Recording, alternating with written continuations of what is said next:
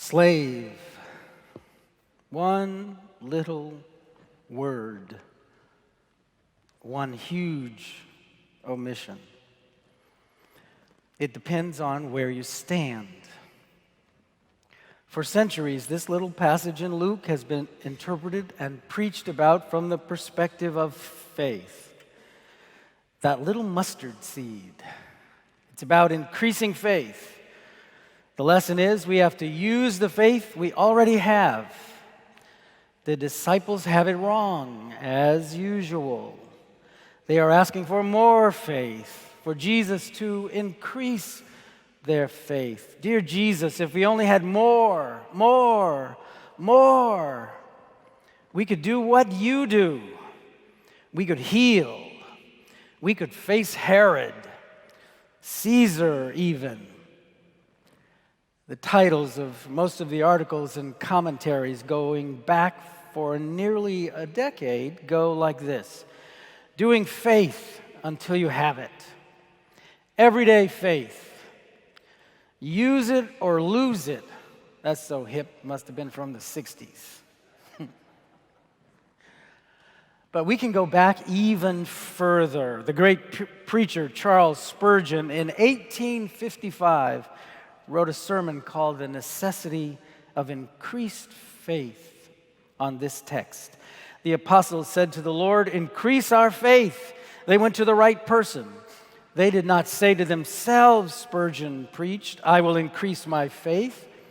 They did not cry to the minister, "Preach a comforting sermon and increase my faith." They did not say, "I will read such and such a book." No, they said to the Lord, "Increase our faith." Are you sickly and full of pain this morning? Go to your master and say, "Increase our faith." Are you tired and weary? Go and supplicate, "Increase our faith." Have little faith? Take it to God, and He will turn it into great faith. Now, there's nothing wrong with this. This is all good. Generations of would-be Christians taught to focus on faith, how to increase faith, or to trust that we already have enough faith. We just have to use what we have. Or taught to believe that even a tiny bit of faith, the size of a mustard seed, with just that, we could move mountains.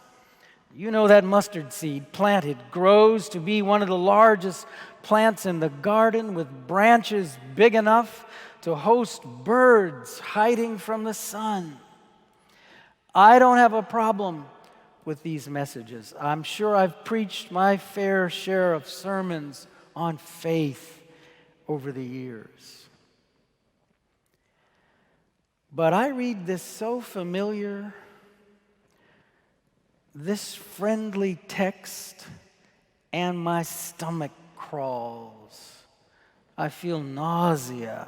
I want to throw up on the page because of that one little word, slave.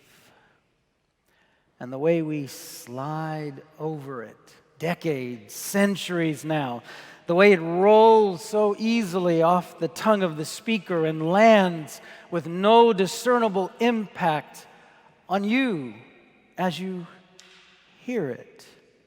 Because the passage is about increasing faith, such a worthy thing to do. Is there enough irony in my voice? I can always count on a good laugh from Jan. That's my amen corner right there. Now, you know, I had trouble with the title.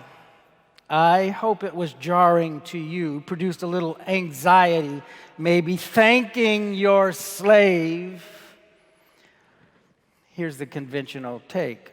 The idea is nonsensical, isn't it? Illogical. Why bother thanking your slave? Luke writes it. Jesus says it. Do you thank the slave for doing what was commanded? We are worthless slaves. We have done only what we ought to have done. And do you hear the exclamation point in the text? Well, times change. Contexts evolve. We must take care to hear these sacred texts in our age, in these times. I can't glide by the slave in the narrative. We are worthless slaves without acknowledging that slavery isn't being rejected here. It's being normalized. It's ordinary, acceptable. You wouldn't invite your slave to have dinner with you in the big house after picking cotton, would you? You wouldn't invite the homeless person you served at the shelter for pizza, beer, and football in your family room, would you? You might send money to help defend immigrant families separated from one another and detained in subhuman conditions, but you wouldn't visit them or take them home with them, would you? In Trump's America, we might warn good Southern folk in Alabama about a storm not headed their way, but we wouldn't lift a finger to welcome refugees from a storm that devastated the Bahamas.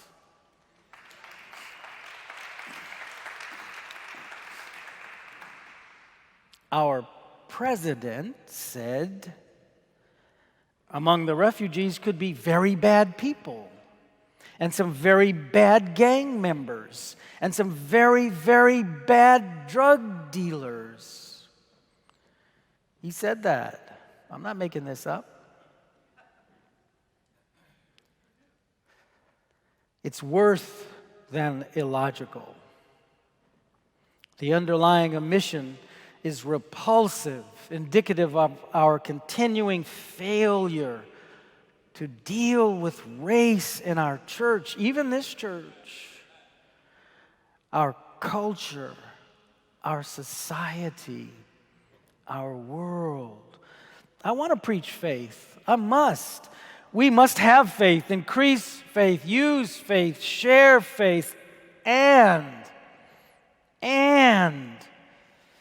we can't ignore or normalize injustice while shimmering with faith. The glow will fade in the dim light cast by a pastel faith. Nancy and I were in Sonoma over the last weekend for a wonderful wedding in the family of dear lifelong friends. We spent a night after the wedding in the home of our former next-door neighbors from Princeton, now living in Larkspur, California. They have a redwood tree in their backyard. A redwood tree. One of those magnificent, rich in hue, tall, and straight wonders of the natural world. We think we have a tower, and we do.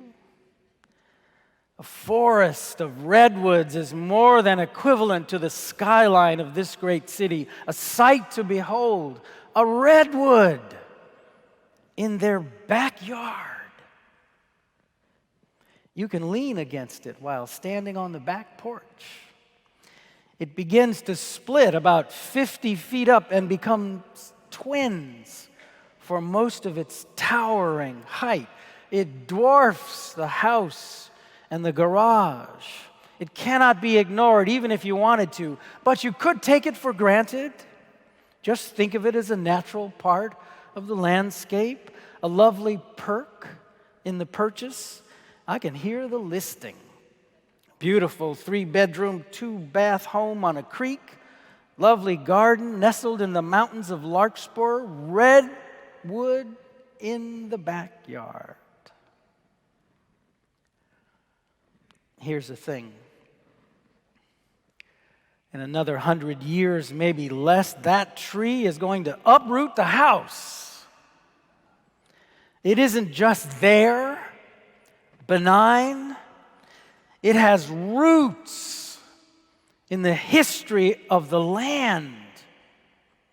There is no inclination to overlook it. Still, it's just a feature in the landscape. Well, slavery is in our backyard, rooted in our history, uprooting our present, and threatening our future. Our shame is the litany of injustices that we take for granted, that, let me say, hide within the word slave in our text, that will yet uproot our present and threaten our future if we don't ever finally really deal with it. Botham John, shot dead in his own apartment eating a bowl of ice cream. I like Bluebell's homemade vanilla out of Texas. Is ice cream a weapon now?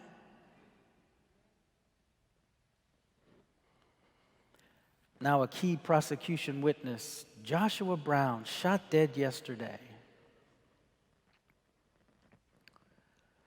Forgiveness is divine,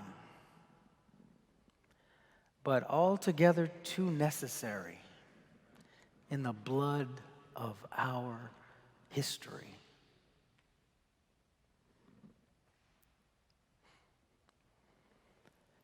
N.K. Jemisin, in her short story, The Ones Who Stay and Fight, writes of a city called Halat, where people live long and richly with good health as fate and choice and medicine permits. Every child knows opportunity. Every parent has a life.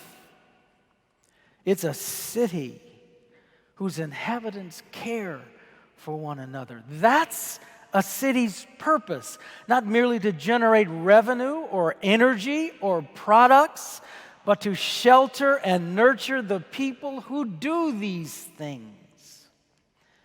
The trouble is that we have a bad habit of insisting that people already suffering should be afflicted with further unnecessary pain.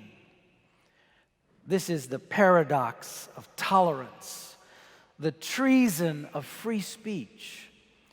We hesitate to admit that some people are just expletive deleted, remember that? Evil, and need to be stopped. This is World Communion Table. What's in the backyard of the world, uprooting our collective future? Domination, colonialism, uber capitalism, endless war, and so poverty, disease, abuse of our planet.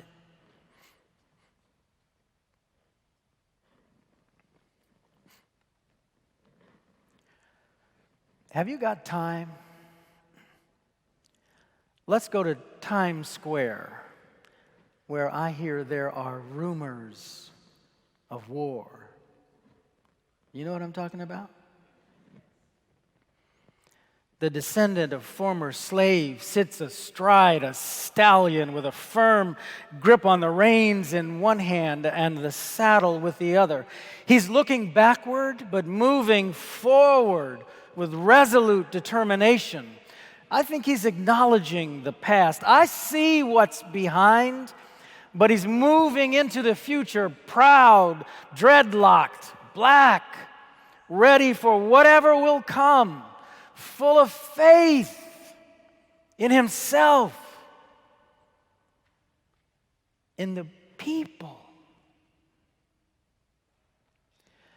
Let's ride with him into the bold new day we can create together.